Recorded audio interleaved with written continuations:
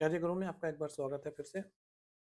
आज जो हम टॉपिक लेकर डिस्कस करने जा रहे हैं वो लेके जाएंगे भारत की रेल या भारत का जो रेलवे है के इतिहास से संबंधित। भारत में पहली रेल कब शुरू हुई, अभी वर्तमान समय में कौन कौन सी रेलगाड़ियां हमारे देश में चल रही हैं, सबसे लंबी ट्रेन कौन सी, काफ़ी सारी इस तरह की चीज़ें जो भारतीय रेलवे या उससे संबंधित हैं उसके विषय में आज हम लोग चर्चा करेंगे कि क्या उसके संबंध में हम देखेंगे कि उसका इतिहास क्या रहा और कब से शुरुआत हुई। तो जो भारतीय रेल है वो एक आप जानते हैं विश्व का एक बड़े संभाग या का विभाग में से एक है भारतीय रेल। इसके विषय में हम आज बात करने जा रहे हैं। इस जो भारतीय रेल यानी जो रेलवे विभाग है जिसको हम आज की डेट में कहते हैं, की जो स्थापना हुई थी वो 8 मई 1945 को हुई थी। 1945 को इसकी स्थापना हुई थी और इसका मुख्यालय जो था वो है नई दिल्ली में, नई दिल्ली। इसकी स्थापना यहाँ पे हुई थी 8 मई 1945 को और जो इसका राष्ट्रीयकरण हुआ यानी जो राष्ट्रीयकृत किया गया वो 1951 में हुआ है। 1951 में इसका राष्ट्रीयकृत कर दिया गया इसको, भारतीय रेलवे को। तो ये आपका एक डिपार्टमेंट है या उद्योग है जो कि इस वक्त चलता है या हमारा चल रहा है। तो इसी में थोड़ा सा और आगे बढ़ते हैं और देखते हैं कि भारतीय रेल में और क्या हुआ है। तो इसमें आगे बढ़कर थोड़ा सा देखते हैं, इसको समझने की कोशिश करते हैं कि क्या हुआ, इसकी जो इतिहास था वो कहाँ से स्टार्ट होता है। तो ये तो भारतीय रेलवे की हम बात कर रहे हैं और इसके अंदर एक चीज़ और है, 18 प्रमुख आपके इसके मंडल हैं, रेलवे के मंडल। इनके विषय के ऊपर भी हम बात करेंगे, आगे समझेंगे कि कौन कौन से मंडल हैं या क्या इनकी स्थिति है। अभी जो थोड़ा सा आगे इसके अंदर बढ़ते हैं, देखते हैं और समझने की कोशिश करते हैं। इसकी थोड़ी सी और हिस्ट्री में जाके देखते हैं, जिससे समझने की कोशिश करते हैं।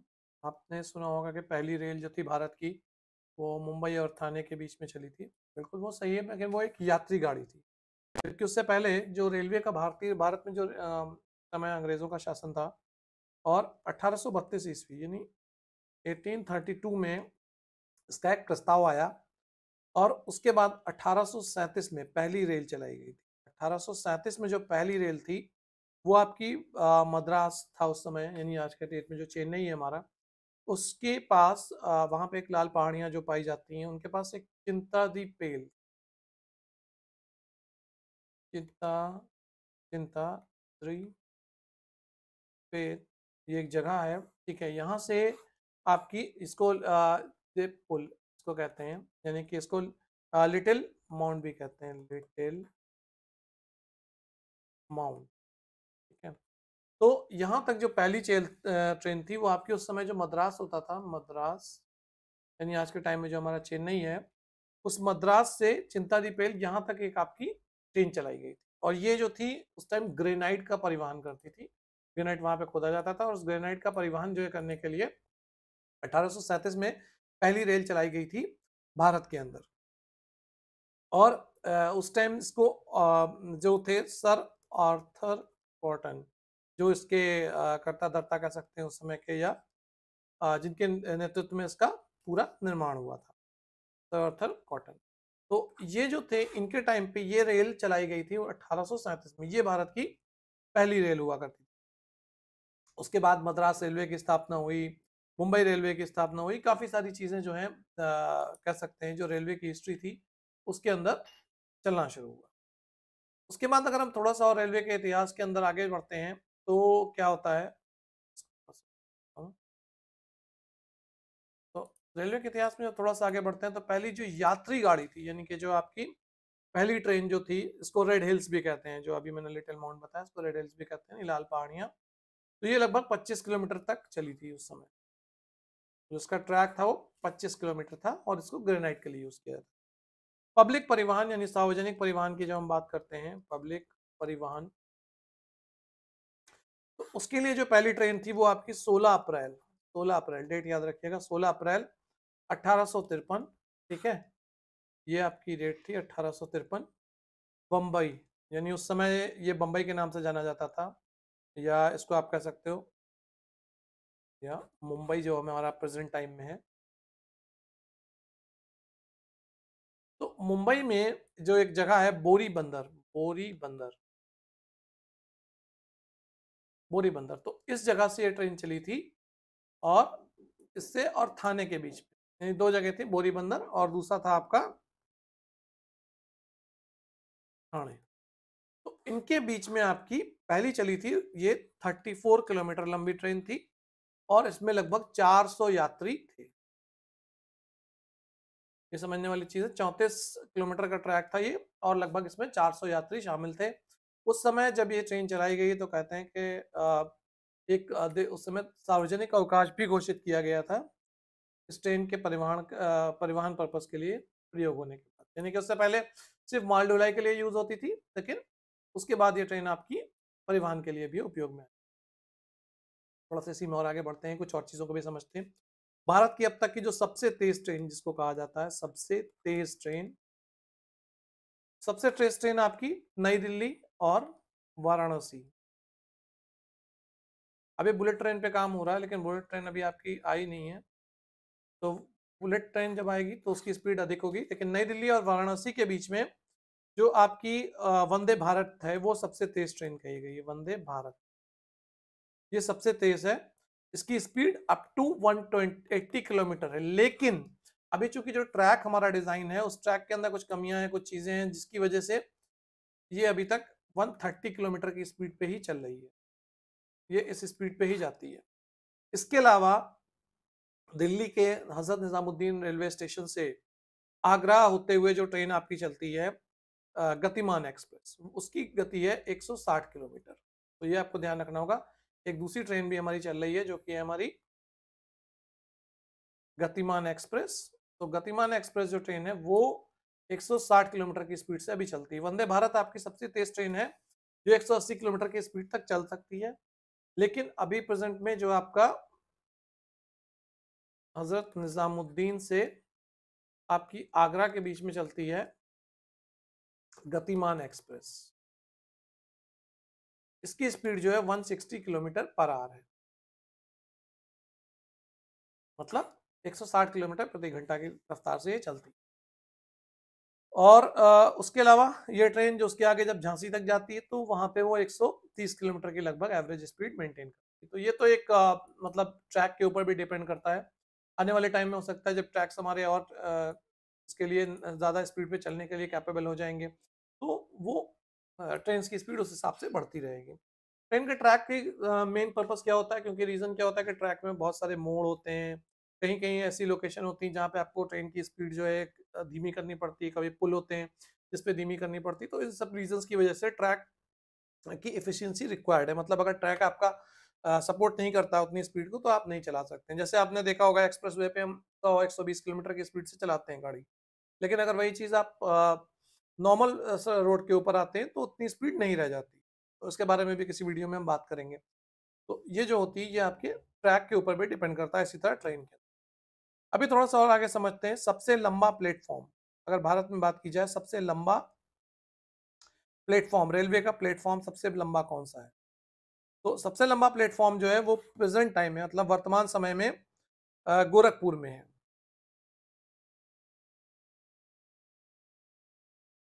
गोरखपुर ये उत्तर प्रदेश के और बिहार के बॉर्डर पे उत्तर प्रदेश का एक जिला है गोरखपुर। इस जिले के अंदर है जिसकी लंबाई है 1366 मीटर, 1366 मीटर, ये सबसे लंबा प्लेटफॉर्म है। इससे पहले जो सबसे लंबा प्लेटफॉर्म होता था वो होता था खड़गपुर का, जिसकी लंबाई 1072 थी, ये खड़गपुर का हुआ करता था, लेकिन अब उससे ज्यादा 1366 मीटर लंबा प्लेटफॉर्म गोरखपुर में बन गया है, जो इस समय भारत का सबसे लंबा प्लेटफॉर्म है। उसके अलावा भारत में अगर हम इलेक्ट्रिक ट्रेन की बात करें, यानी बिजली से चलने वाली जो आपकी इलेक्ट्रिक ट्रेन होती है, बहुत सारी ट्रेन हम इसके विषय में भी बात करेंगे आगे के। ट्रेन के इंजन किस तरह के होते हैं, इलेक्ट्रिक हो सकते हैं, डीजल हो सकते हैं, भाप के इंजन होते हैं। तो इलेक्ट्रिक ट्रेन जो थी सबसे पहले वो भारत में कब चली थी, 1925 में चली थी। ये ध्यान देने वाली चीज है, 1925 में चली थी। ये बॉम्बे का जो विक्टोरिया टर्मिनल, उस समय वो बॉम्बे कहलाता था, मुंबई जो है उसका जो विक्टोरिया टर्मिनल है, और कुर्ला हार्बर, तो ये कहां पे चली थी, विक्टोरिया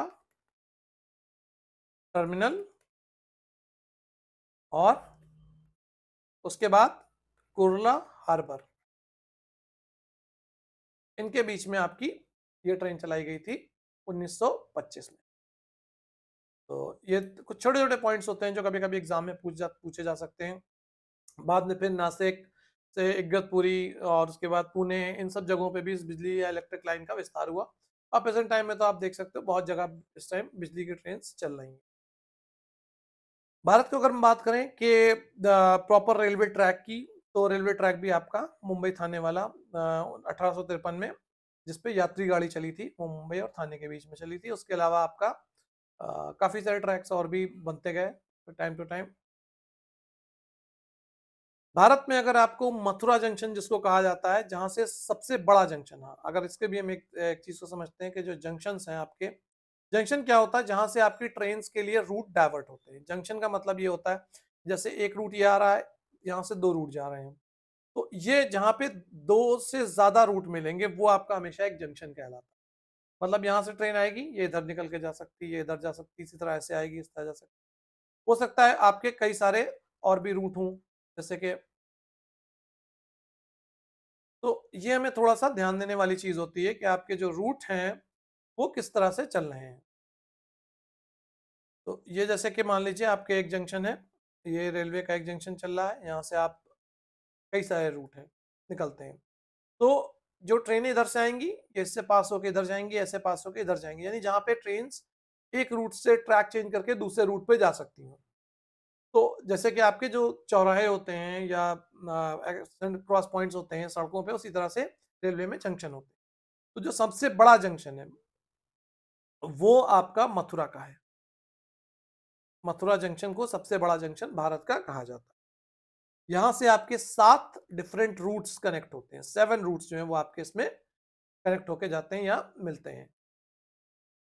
तो ये भी थोड़ी सी आपकी ध्यान देने वाली चीज है, तो ध्यान दीजिएगा। सबसे बड़ा जंक्शन भारत का ये है। इसके अलावा यहाँ पे लगभग 10 प्लेटफॉर्म हुआ करते थे पहले। अभी प्रेजेंट टाइम में एग्जैक्ट स्टेटस जो है हो सकता है वो एक्सटेंड किए गए हों, बट नॉर्मली आपके 7 के रूट हैं जो यहाँ से निकलते हैं। भारत का पहला रेलवे स्टेशन अगर यात्री गाड़ियों के हिसाब से बात करें तो हमारा बोरी बंदर हुआ करता था।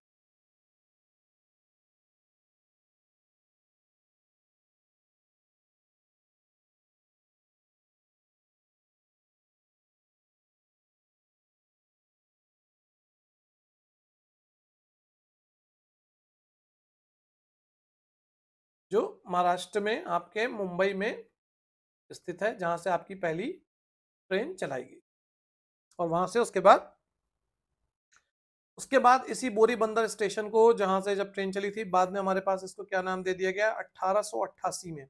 अब यहाँ पे एक और चीज समझने वाली बात है कि 1888 में इस स्टेशन को विक्टोरिया टर्मिनल के रूप में फिर से बनाया गया, और जो उस टाइम ब्रिटेन की महारानी विक्टोरिया थी उनके नाम के ऊपर इसका नामांकन विक्टोरिया टर्मिनल कर दिया गया। यानी जो बोरी बंदर महाराष्ट्र का मुंबई का रेलवे स्टेशन था वो अब हमारा विक्टोरिया टर्मिनल के नाम से प्रेजेंट टाइम में जाना जाने, और ये 1888 में इसका नाम चेंज किया गया। तो ये कुछ पॉइंट्स होते हैं जिनको हमें याद रखना होता है एग्जाम पॉइंट ऑफ व्यू से, क्योंकि एग्जामिनेशन में इस तरह की चीजें आपसे पूछी जाती रहती हैं या पूछी जा सकती हैं। कौन सी चीज स्पेशली अगर आप कभी रेलवे वगैरह की तैयारी कर रहे हैं तो इसमें आपकी पूछी जा सकती है। अगर भारत में बुलेट ट्रेन की बात करें तो लगभग 2023 में एक्सपेक्टेड है कि हमारी पहली बुलेट ट्रेन चल सकती है। अब ये चल रहा है, ये मुंबई और अहमदाबाद के बीच में इसका रूट होगा।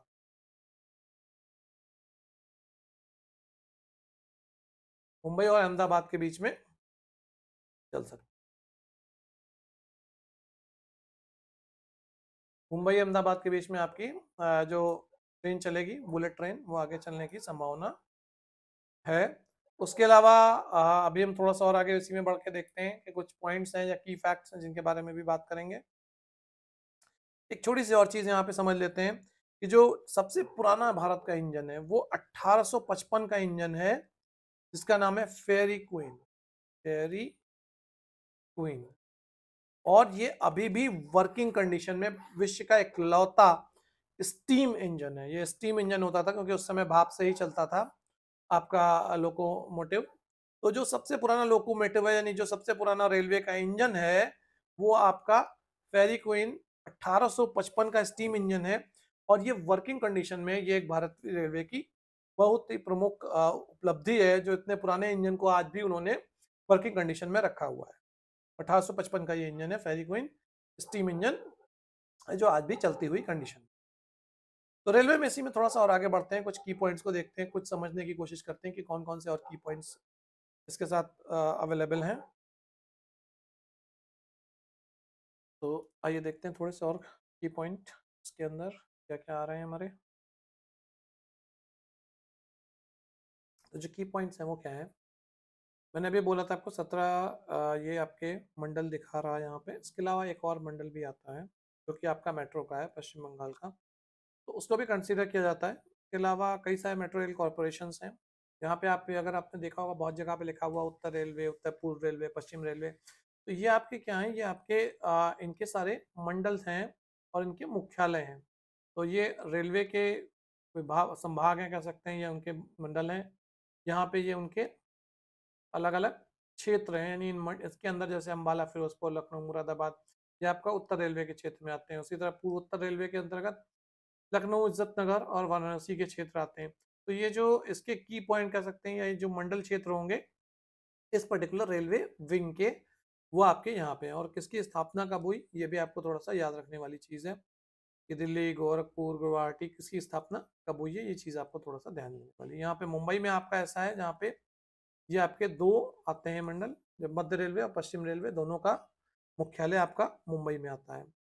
जबकि इलाहाबाद में आपका उत्तर मध्य रेलवे का आता है, और नवी मुंबई में अभी इसका सब मंडल कोई नहीं है, मगर एक आपका मंडल क्षेत्र आता है। नई दिल्ली जो है आपका, दिल्ली जो है उसके अंदर आपका मुख्यालय दिल्ली में है उत्तर रेलवे का, ये भी आपको यहाँ पे याद रखने वाली चीज़। तो ये कुछ की पॉइंट एरियाज हैं जो इसके आपको इसमें याद रखना है। अगर हम थोड़ा सा और इसी में और आगे बढ़ते हैं और देखते हैं रेलवे इंजन के निर्माण केंद्र, ये बहुत पूछा जाता है। चितरंजन लोकोमोटिव जो है वो आपका चितरंजन में स्थित है, और डीजल लोकोमोटिव जो है वो आपका वाराणसी। ये दो चीज़ें आपको याद रखने वाली चीज़ है। उसके अलावा आपका डीजल कंपोनेंट्स वर्क्स, ये आपका पटियाला, जहाँ पर डीजल इंजन के पुर्जे बनते हैं। उसके अलावा Tata engineering and locomotive Chittaranjan में आपका डीजल का कारखाना लगाया गया है। जबकि जमशेदपुर में और बात भेल यानी बात AVHS इलेक्ट्रॉनिक्स लिमिटेड में भी आपका डीजल इंजन बनता है। ये आपका भोपाल के अंदर स्थित है। थोड़ा सा और इसी में देखते हैं रेलवे का जो डिब्बे का निर्माण है, जिसमें आपका इंटीग्रल कोच फैक्ट्री जो पेरम्बूर चेन्नई में लगाई गई थी, जिसको सबसे पहले लगाया गया था। उसके अलावा आपकी रेल कोच फैक्ट्री जो है वो कपूरथला पंजाब में स्थित है। चितरंजन में आपकी लोकोमोटिव वर्क्स का काम होता है, जबकि डिब्बे जो आपका निर्माण होता है Bharat earth movers limited Karnataka में। इसके अलावा Joseph and company limited Kolkata Paschim Bangal में, और आपका व्हील एंड एक्सल कर्नाटका में भी इसका निर्माण कार्य होता है रेलवे के डिब्बों का। प्रशिक्षण केंद्र की बात करें हम तो railway institute of mechanical and electronics engineering, ये आपका जमालपुर में स्थित है। जबकि रेलवे स्टेट स्टाफ कॉलेज जो है वो आपका बड़ौदा में है। जबकि railway institute of single engineering and heavy heli communications, ये आपका सिकंदराबाद, पुणे और नासिक में इसके सिविल और इलेक्ट्रिकल वर्क से संबंधित स्थान जो हैं वो बने हुए हैं। तो ये आपको थोड़ा सा ध्यान देने वाली चीज़ें या इनके प्रकार को। उसके बाद थोड़ा सा और आगे हम बढ़ते हैं और देखने की कोशिश करते हैं कि कौन कौन सी हमारी रेलगाड़ियाँ हैं। तो ये देखिए यहाँ पे जो आती हैं ट्रेनें हमारी, कौन कौन सी हैं रेलगाड़ियाँ। गतिमान एक्सप्रेस, इसकी भी हमने बात की थी। राजधानी एक्सप्रेस के बाद हमारी शताब्दी है, दुरंतो, तेजस, जनशताब्दी, गरीब रथ, हमसफर, संपर्क क्रांति। इसके अलावा कुछ आपकी intercity, superfast, passenger, suburban rails, ये जो आपकी नॉर्मल कैटेगरी की ट्रेन हमारी चलती हैं वो सारी की सारी हैं।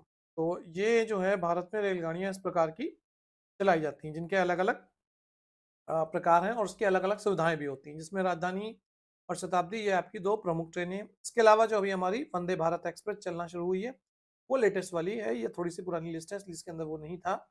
तो वंदे भारत इसके बाद हमारी लेटेस्ट की ट्रेन है, और हमारी बुलेट ट्रेन भी चलने वाली। विरासत की रेलगाड़ियों की अगर हम बात करें तो दार्जिलिंग हिमालयन रेलवे, जो कि आपका दार्जिलिंग में चलती है ट्रेन, और सबसे उस ऊंचाई पे स्थित घूम स्टेशन जो है वो भी आपका इसी रूट पे पड़ता है। ये न्यू जलपाईगुड़ी से सिलीगुड़ी के तक चलाई जाती है। इसके बाद आपकी आती हैं नीलगिरी पर्वतीय रेलवे, ये भी आपकी साथ में चलती है, और आपकी कालका शिमला रेलवे जो कि हिमाचल प्रदेश में स्थित है। तो ये शिमला तक जाती है ट्रेन। पर्यटन के दृष्टिकोण से हम बात करें तो Palace on Wheels, Maharaja Express, Deccan Odyssey, ये कुछ आपकी लग्जरी क्लास की ट्रेनें हैं जो हमारे देश में चलाई जाती हैं, जिसके अंदर जो पर्यटन के उद्देश्य से रहती हैं। उसके अलावा पहले एक समझौता एक्सप्रेस भी चलती थी भारत पाकिस्तान के बीच में, जो अब बंद हो चुकी है। थार एक्सप्रेस और आपकी जीवन रेखा एक्सप्रेस। इसके अलावा कभी कभी आपने सुना होगा पानी के लिए, मिल्क के लिए यानी दूध के लिए, इस तरह की कुछ ट्रेनें भी स्पेशल चलाई जाती हैं जहाँ पे अगर कोई रिक्वायरमेंट आती है तो। देखिए शताब्दी राजधानी आपकी गतिमान ऐसे आई है, या आप दुरंतो, उसके बाद आपकी जन शताब्दी, या आप जो वंदे भारत ट्रेनें चल रही हैं, और वर्तमान समय में आप वंदे भारत के ऊपर मैं कोशिश करूंगा एक अलग से आपको पूरा वीडियो बनाऊं। तो वंदे भारत जो है वो वर्तमान समय में काफ़ी ज़्यादा एग्जाम्स में पूछे जाने वाली ट्रेन है, क्योंकि ये ट्रेन काफ़ी अभी लेटेस्ट में चली है, और कई सारी नई ट्रेनें भी चलाई जाने वाली हैं वंदे भारत की। तो इसलिए इसके विषय पे भी हम लोग आराम से थोड़ा सा बात करेंगे अलग से डिटेल में पूरे वीडियो। यहाँ इस वीडियो में हमने समझा ट्रेनों के बारे में कि भारत के रेलवे का विकास कैसे हुआ, उसके अलावा कौन कौन सी ट्रेनें कहाँ कहाँ पे इसके लोकोमोटिव्स स्थित हैं, कहाँ कहाँ पे इसके डिब्बे के कारखाने स्थित हैं। इससे संबंधित अगर आपके कोई क्वेश्चंस हैं तो उन क्वेश्चंस को आप हमारे कमेंट बॉक्स में डाल सकते हैं, हम आपको क्वेश्चंस को जल्द से जल्द आंसर करने की कोशिश करें। तो मिलते हैं नेक्स्ट वीडियो में, तब तक के लिए थैंक यू सो मच, धन्यवाद।